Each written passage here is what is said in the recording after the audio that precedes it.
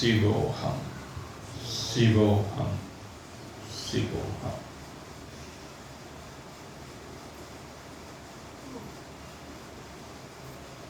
भगवत भावों में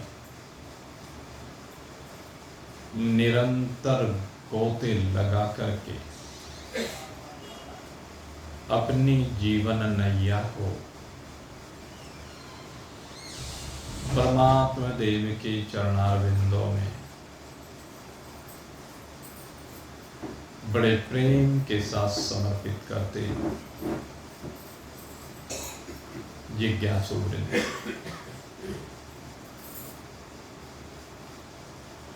नित्य है निरंतर भगवान सदाशिव की महिमा का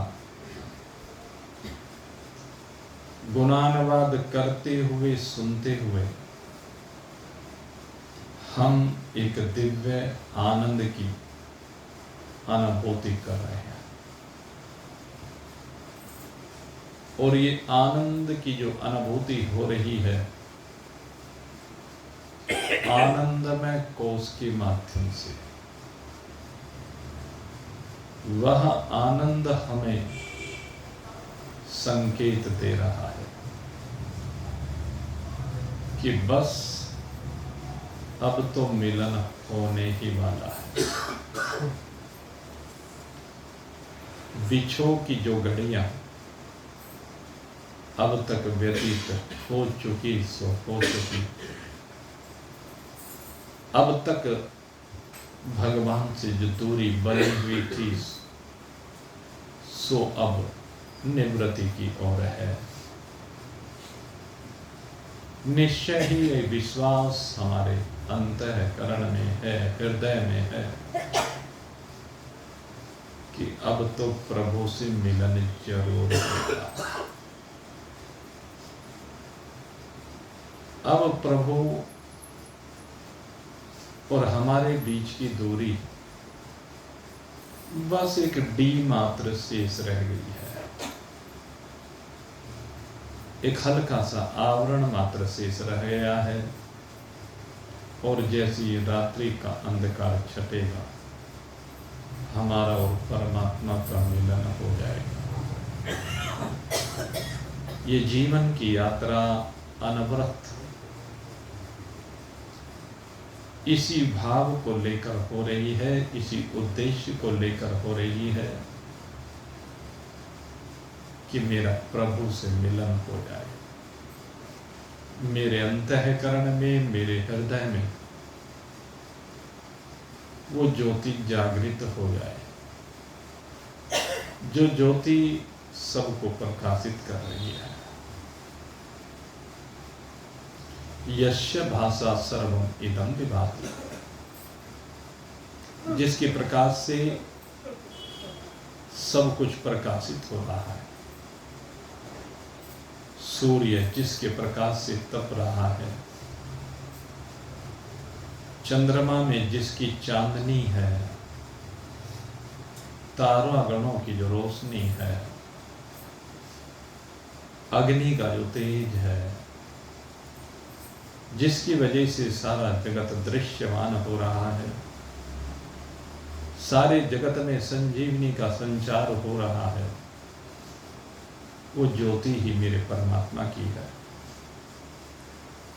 वो ज्योति स्वरूप परमात्मा अब मेरे अंदर उस दिव्य ज्योति का प्रद्योतन कर रहा है, जिसके द्वारा अंधकार निवृत्त होता जा रहा है। और बस निवृत्त हो ही गया है, ये कह लीजिए। अब तो वो ज्योति है जो जागृत हो गई है, और जागृत हुई ये ज्योति अब प्रकाशक का कार्य कर रही है। ये ज्योति चराचर जगत को प्रकाशित करने के लिए ही उद्दीप्त हुई है। मेरे मित्रों, जीवन के इस उद्देश्य को समझिए और इस उद्देश्य को समझ कर के आइए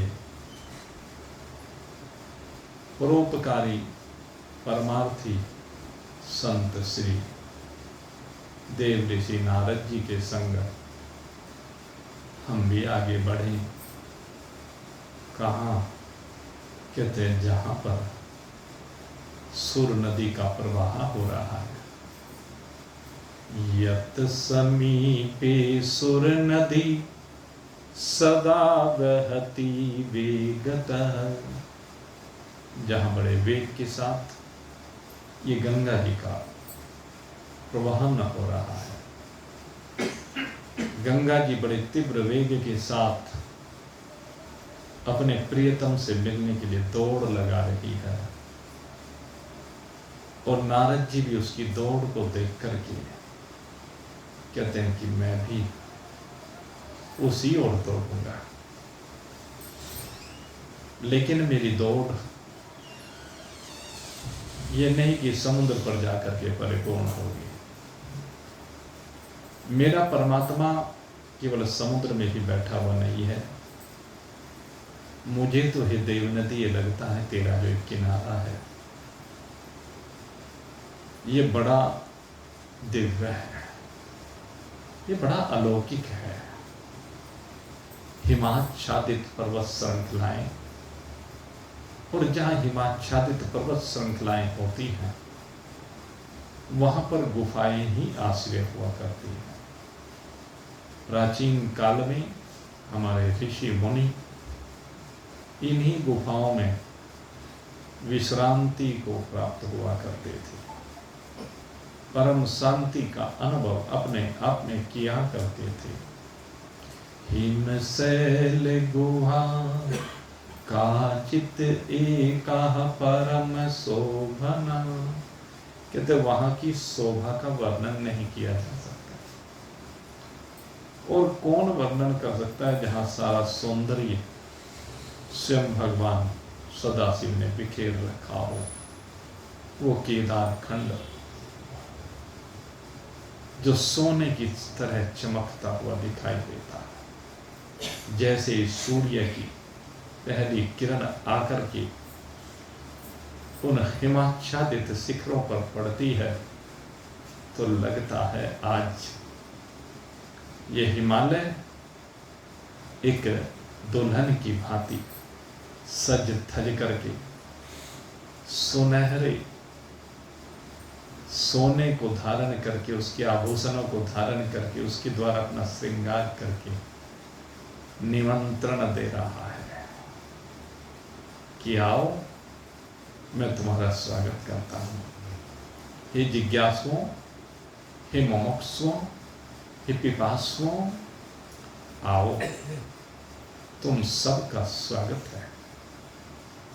ये पवित्र वातावरण, ये पावन भूमि, ये निर्मल गंगा, ये सुनहरी चोटियां, कहते हैं सब कुछ अनुकूलता परोस रहा हो।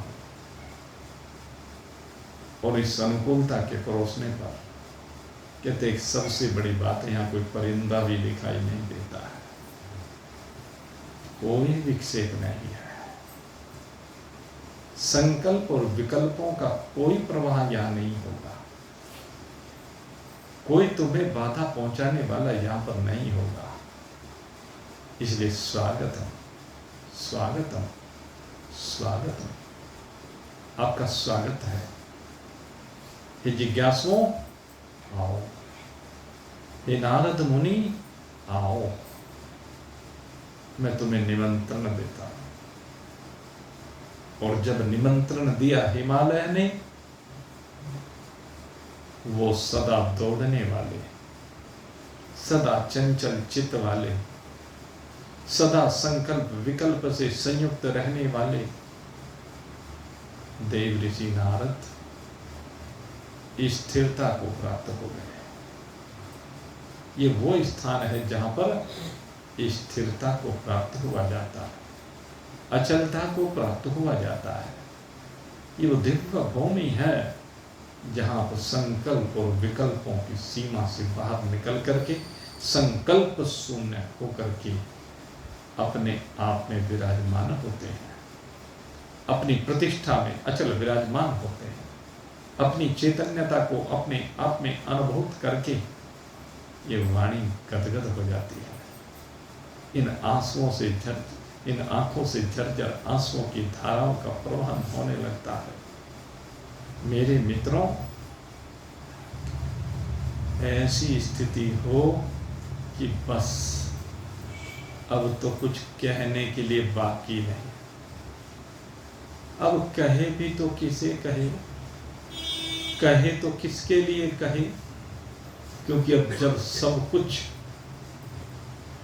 भौतिक भाव का परित्याग हो गया, गुणात्मक भाव का परित्याग हो गया और अपनी निर्गुणता, अपनी निर्विकारता, अपनी आनंद स्वरूपता में विराजमानता हो गई। अहम निर्विकल्प हो निराकार रूप है। जहां निर्विकल्प स्थिति है, एक सविकल्प जिसमें संकल्प रहते हैं, एक निर्विकल्प जहां पर संकल्पों की इतिश्री हो जाए, और निर्विकल्प होकर के अपनी निराकारता में विराजमान हो जाए। यह साकारता नहीं रहती है, क्योंकि जब तक साकारता रहती है, जब तक शरीर भाव रहता, साकारता माने शरीर भाव, देहोवश भाव क्या रहता है? मैं देह हूं, देह हूं, देह हूं। न जाने कितने जन्म जन्मांतर से जीव इसी अज्ञान में पल रहा है कि मैं देह हूं। लेकिन मेरी वास्तविकता ये कहती है, हमारे महान पुरुष ये कहते हैं, हमारे शास्त्र ये कहते हैं, तू देह नहीं है, तू आत्मा है। तेरी वास्तविकता शुद्ध सच्चिदानंद घन परमात्मा है। चिदानंद रूपः शिवोऽहं शिवोऽहं, चिदानंद रूपः शिवोऽहं शिवोऽहं। ये हमारी वास्तविकता है, और इसी वास्तविकता को प्राप्त करने के लिए हमें अगर यदि अनुकूल देश मिल जाए, अनुकूल समय मिल जाए, अनुकूल परिस्थितियां मिल जाएं, तो सोने में सुहागे का काम होता है। आज नारद मुनि को वो सब मिल गया, क्योंकि ऐसा सुंदर देश मिला है, ऐसा सुंदर समय है, और ऐसी अनुकूल परिस्थितियां हैं। वहां पर कहते हैं, उस जगह पर, उस आश्रम में, कौन से आश्रम में, कल आपको बताया था, ये आश्रम जो भगवान का आश्रम है, ये भगवान भोलेनाथ का आश्रम है कह लीजिए। ये भगवान भोलेनाथ ने ही नारद मुनि को शायद निमंत्रण दिया है कि नारद मुनि आओ, तुम जो दौड़े दौड़े फिरते हो, तुम्हारी इस भाग दौड़ को समाप्त कर देता हूं। तुम्हारी ये भाग दौड़ समाप्त होकर के तुम्हें अचलता में विराजमान करने के लिए मैं तुम्हें निमंत्रण दे रहा हूं, आओ। तत्राश्रमो महादिव्यो नाना शोभा समन्वितः, तपोर्थं शय्यो तत्र नारदो दिव्य दर्शनः। कहते वहां की उस शोभा को देख करके, उस आश्रम की दिव्यता को देख करके नारद मुनि के मन में भाव आ गया कि यहाँ तो तप किया जाना चाहिए, यहाँ अगर मैं तप करूंगा तो बड़ा आनंद आएगा। तो ऐसा विचार करके नारद मुनि वहां पर विराजमान हो गए। एक क्षण भी जो स्थिर रहने वाला नहीं, एक क्षण भी जो टिकता नहीं है, चंचल रहता है, वो टिक गया। और टिका तो ऐसा टिका कि समय का भान ही नहीं रहा। वहां पर समय को भूल गए। और मेरे मित्रों, वास्तव में हम समय को भूल ही जाते हैं। अच्छा, जिस समय नींद आती है समय का पता रहता है क्या? जिस समय भगवान के प्रेम में जब कोई भक्त डूबता है ना मेरे मित्रों, ये कभी कभी बनती है वो बात, और जब वो बात बनती है ना तो पता ही नहीं लगता समय कितना आगे दौड़ता चला गया है।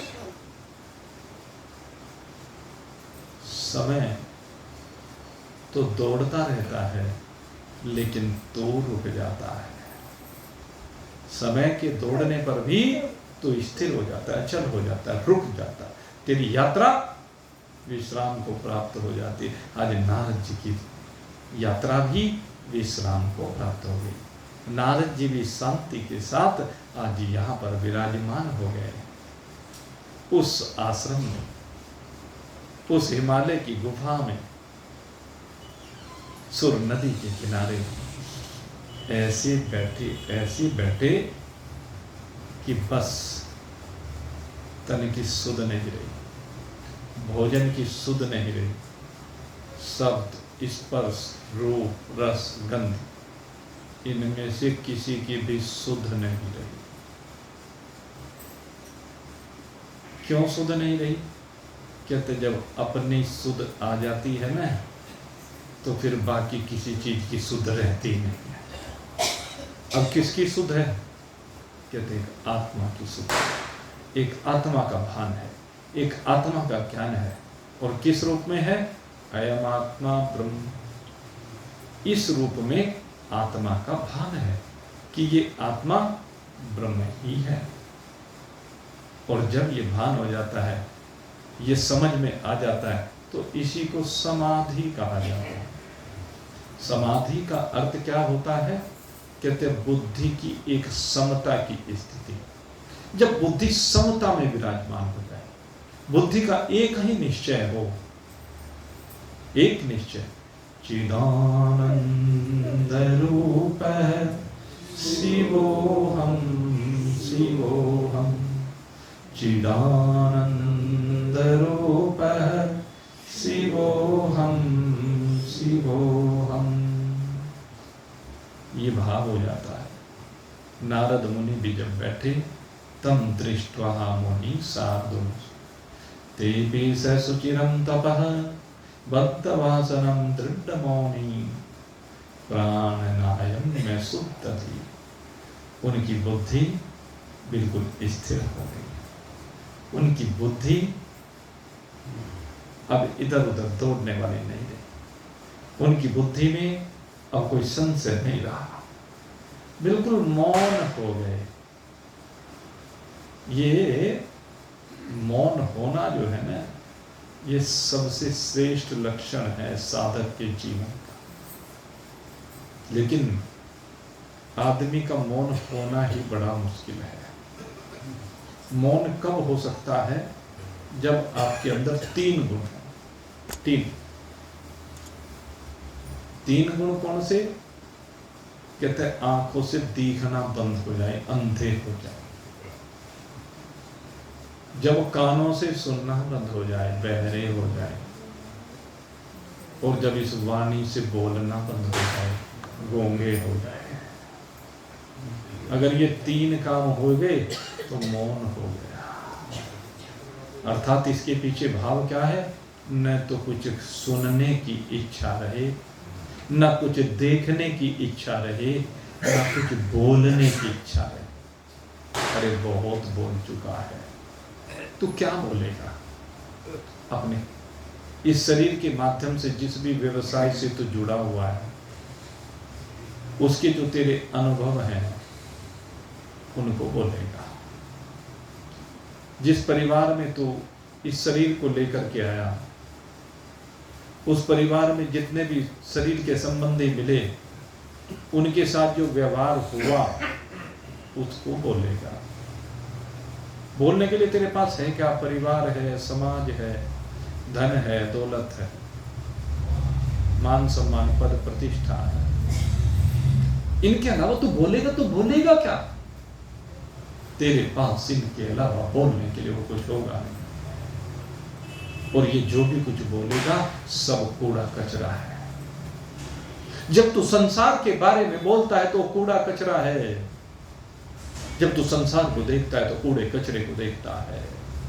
जब तू संसार की चर्चा को सुनता है तो अपने अंदर कूड़ा कचरा भर रहा होता है। ये क्यों इस संसार के बारे में बोलने की अभिलाषा बनाए रखता है? क्यों इस संसार की चर्चाओं को तो सुनना चाहता है? अरे मेरे मित्र, आप जिज्ञासु है, आप साधक हो, आप पिपासु हो, तो पिपासु बनो। और पिपासु वो है जो परमात्मा प्रेम के रस को पीना चाहता है, परमात्मा प्रेम के रस में डुबकी लगाना चाहता है, और ऐसा डूबना चाहता है कि बस वही हो। जानत तो माही हो ही जाए। लेकिन ये कब हो सकता है? जब कहते हैं शुद्ध थी, कहते हैं जब आपकी बुद्धि बिल्कुल शुद्ध हो जाए। नारद जी की बुद्धि बिल्कुल शुद्ध हो गई। चक्रे मुनि समाधि, आगे ध्यान करना, बहुत बड़ी बात कही। चक्रे मुनि समाधि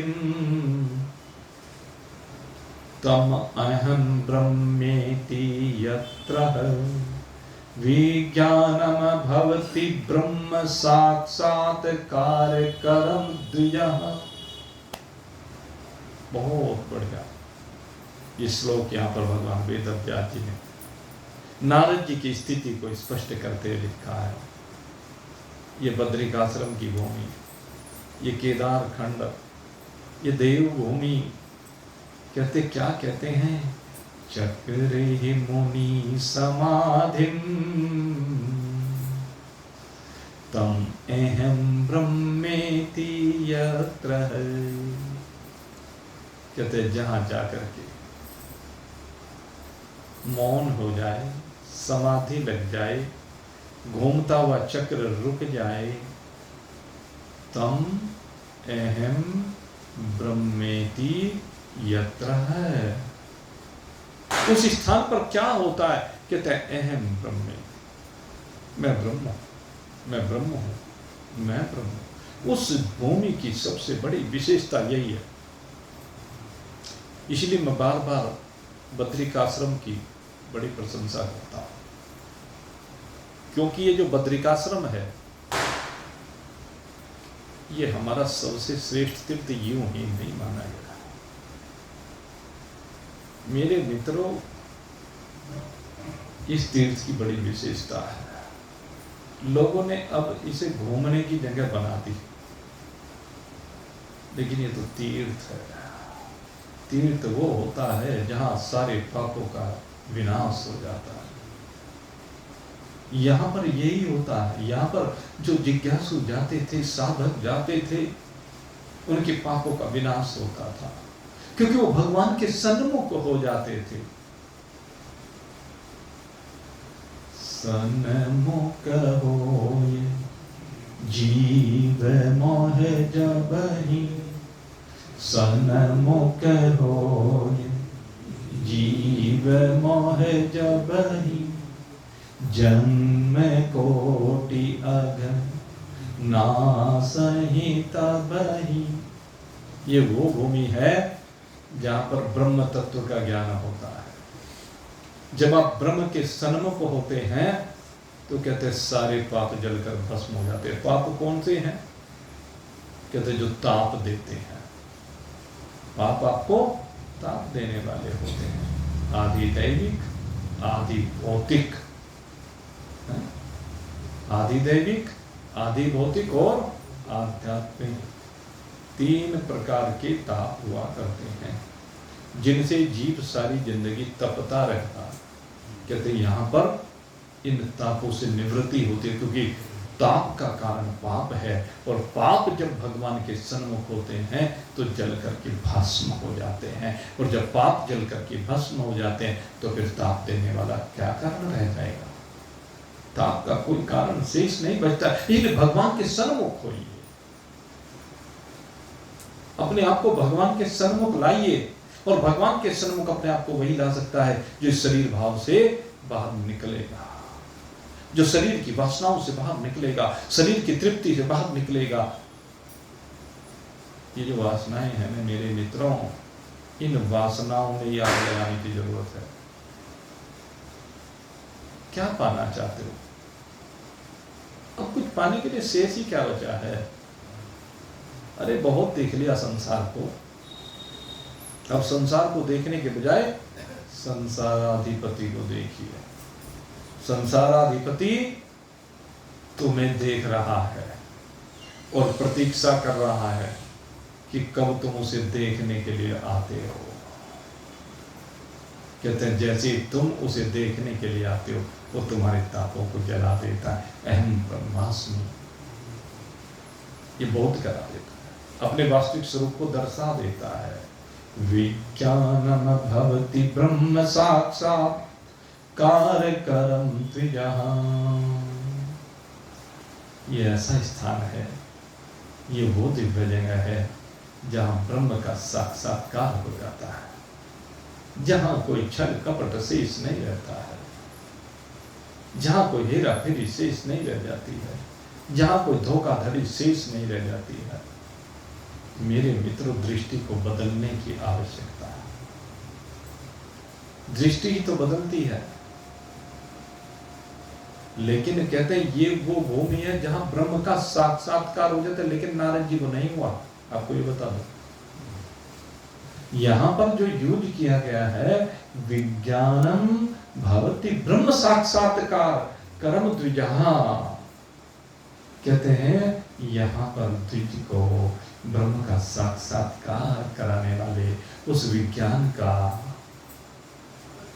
विज्ञान है ये, यहां पर विज्ञान शब्द क्या, जो ब्रह्म का साक्षात कराने वाली विद्या है उसको विज्ञान कहा गया है कि तो उस विज्ञान का ज्ञान हो जाता है। लेकिन नारद जी को नहीं कहा।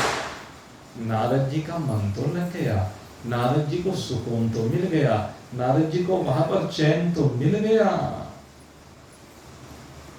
लेकिन इधर नारद जी को तो चैन मिला, उधर इंद्र बेचैन हो गया। संसार की यही तो प्रकृति है, इन कामियों की यही तो प्रकृति है कि दूसरा चैन से कैसे बैठा है। जैसे हमने देखा है, क्योंकि यहाँ बहुत से शिक्षक हैं और सबके अनुभव होंगे, कक्षा में जब बच्चे बैठे रहते हैं, जो बच्चा कोई ध्यान पूर्वक सुन रहा होता है, समझ रहा होता है, बैठा हुआ होता है, और उसके बराबर वाले जो बच्चे होते हैं उसे देख देख करके जलते रहते हैं, और कुछ नहीं तो कोई सा इधर से कोहनी मारेगा, कोई सा इधर से कोहनी मारेगा, उसे डिस्टर्ब करने के पीछे रहते हैं, उसके चैन को छीनने का प्रयास करते हैं। कहते इतना होशियार क्यों है, इसके साथ गड़बड़ करनी चाहिए। तो ये नारद जी चैन से यहां क्यों बैठ गए, कहने यहां तपस्या क्यों कर रहे हैं? वो देवऋषि नारद जिनकी कभी कोई चाहत नहीं है, जो इंद्रासन नहीं चाहते, लेकिन इंद्र को लगता है कि यहाँ पर जो बैठ करके तप हो रहा है वो इंद्रासन के लिए हो रहा है, इसलिए बेचैनी हो गई इंद्र के अंदर। हम भी तो यही है, कोई कुछ कह रहा है कि नहीं कह रहा है, हमें लगता है कि इसकी गति ऐसी है, ये हमारा द्रोही है, द्वेष करने वाला, हम सोच बैठते हैं। ऐसे इंद्र के मन में भी आ गया, और जब इंद्र के मन में है तो उसको लगा कि ये मेरा राज्य चाहता है, इसलिए इसके तप को, क्योंकि तप की शक्ति ऐसी है जिससे इसे इंद्रासन मिल सकता है, इसलिए इसके तप को नष्ट करना चाहिए, इसकी साधना को नष्ट करना चाहिए, और ये सदा से होता है। विश्वामित्र जी कितने बड़े साधक, कितनी तपस्याएं की, और तपस्याएं करने के बाद बहुत सी सिद्धियां अर्जित की, लेकिन देखा नहीं गया, स्वर्ग वालों से देखा नहीं जाता। मेनका को भेज दिया। आप जरा चिंतन करके देखिए, यहां एक विचारणीय विषय है। विश्वामित्र जी त्रिशंकु के लिए स्वर्ग का निर्माण करते हैं, विश्वामित्र की कितनी शक्ति है? स्वर्ग का निर्माण करने की शक्ति है। जब स्वर्ग का निर्माण करेंगे तो स्वर्ग में वो, स्वर्ग किसे कहते हैं? जहां पर सब कुछ साधन हो। तो जिस स्वर्ग का उन्होंने निर्माण किया होगा, क्या उसमें साधन नहीं है? क्या उसमें कल्प वृक्ष नहीं होगा? क्या नंदन वन जैसा वन नहीं होगा? क्या बहते हुए झरने नहीं होंगे? क्या हिमाच्छादित पर्वत श्रृंखलाएं नहीं होंगी? जो भी सौंदर्य का समान हो सकता है, धरती को सजाने का जितना भी सामान हो सकता है, वो सब वहां होगा कि नहीं होगा? और वो तो हो और वहां देवता ना हो, ऐसा हो सकता है क्या? उनको भोगने वाला भी होगा, उनका उपयोग करने वाला भी होगा। तो जिस स्वर्ग का निर्माण विश्वामित्र जी कर रहे हैं, क्या उसमें देवता नहीं होंगे? और क्या वहां पर देवताओं के साथ सुंदर सुंदर अप्सराएं नहीं होंगी? क्या वहां गंधर्व नहीं होंगे? विश्वामित्र जी कितनी शक्ति है, जो देवताओं को बनाने की सामर्थ्य रखता है, जो अप्सराओं को बनाने की सामर्थ्य रखता है, गंधर्वों को बनाने की सामर्थ्य रखता है, स्वर्ग जैसा सौंदर्य परोसने की शक्ति सामर्थ्य रखता है। उसके लिए मेनका क्या है? एक छोटी सी अप्सरा मेनका, वो है क्या? लेकिन मेरे मित्रों, यही है बुद्धि का प्रताप, यही तो इस बुद्धि का खेल है कि जिसके अंदर इतनी शक्ति सामर्थ्य है, वो इतनी शक्ति सामर्थ्य वाला होते हुए एक छोटी सी मेनका अप्सरा आई और उस अप्सरा के रूप सौंदर्य को देख करके उसी के पीछे दौड़ पड़ा, जो ऐसी ऐसी हजारों अप्सराओं को बना सकता है। एक वो विश्वामित्र जी हैं और एक भगवान नर नारायण है। जहां पर अप्सराओं की खोज भेज दी गई और उन अप्सराओं की खोज को भेजने के बाद जब कामदेव लज्जित हो गया तो भगवान ने अपने उर पर हाथ फेरा और एक और अप्सरा पैदा करके दे दी, जो उन सबसे सुंदर थी, उर्वशी। और काले ये मेरी तरफ से भेंट कर, कि अप्सराओं को बनाने वाला मैं हूं। इसके पीछे भाव क्या है? अप्सराओं को बनाने वाला है। जो अप्सराओं को बनाने वाला है वही अप्सरा के प्रलोभन में फंस गया, उसके जाल में फंस गया, रूप सौंदर्य के जाल में कैद हो गया विश्वामित्र। ये है मेरे मित्रों, जाको विदिता ऋण दुख देनी ताकि मत पहले मति का हरण होता। और दूसरे शब्दों में मैं कहूं, ये परीक्षा होती है। ये प्रलोभन परोस करके परीक्षाएं की जाती हैं कि इसका तप स्थिर है कि नहीं है, अचलता है कि नहीं है, देखना होता है। अब इंद्र ने विचार किया और इंद्र ने विचार करने के बाद अप्सराओं का झुंड भेज दिया, क्योंकि संसार में सबसे ज्यादा पतन का जो रास्ता है वो यही है। बड़े से बड़े ऋषि मुनि फक्कड़, वो जब वर्णन आता है कि कामदेव चलता है, सबके मन मन सिज हरे, सबके मन मन सिज हरे, धरई न काहू धीर। कहते जब वो चलता है मनोज, कामदेव का नाम मनोज है। कहते जब वो चलता है तो कहते बड़े बड़े तपस्वियों के तप खंडित हो जाते हैं। यही होता है। लेकिन जिसने जान लिया, समझ लिया कि सब कुछ प्रलोभन, कहते है क्या, ये 5 भूतों से बनी हुई मिट्टी तो है, ये मिट्टी का ही तो शरीर है 5 भूतों का, इससे अलग इसमें है क्या? वही इसमें लगा हुआ है क्षिति जल पाव गगन सभी, यही लगा हुआ है, इसी से शरीर बना हुआ है। ये रोम, ये त्वचा, ये मांस, ये नस नाड़ियाँ, ये मेद मज्जा, ये अस्थियाँ, ये रक्त, ये पीप, ये मलमूत्र, क्या है इसके अलावा? इसमें सारा शरीर, ये इन सब चीजों से मिलकर बना हुआ एक ढांचा ही तो है। ये जब समझ लिया जाता है तो फिर प्रलोभन कितने ही परोस लिए जाएं। कहते हैं जिस प्रकार से एक पतिव्रता नारी का सतीत्व कभी दिखता नहीं है, उसी प्रकार से एक साधक अपनी साधना से कभी पीछे हटता नहीं है। कितने ही प्रलोभन दी जाए, कितनी सिद्धि दी जाए, ये जितनी सिद्धियां आती हैं ना, ये अध्यात्म में कहा गया है कि ये विकार है। तो यहाँ पर अब इंद्र ने जब वो अप्सराओं को भेजा कि जाओ और मोह और नारद जी के तप को भंग करो, उस इंद्रासन चाह रहे हैं। कामदेव ने समझाया आप मेरे सखा हो, आपको ऐसा काम नहीं करना चाहिए।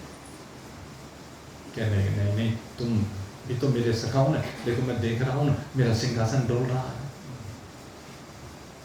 सिंहासन डोल रहा है मेरा, इसलिए मैं चाहता हूं तुम मेरे सिंहासन की रक्षा करो। अरे मित्र ही तो मित्र के काम आता है।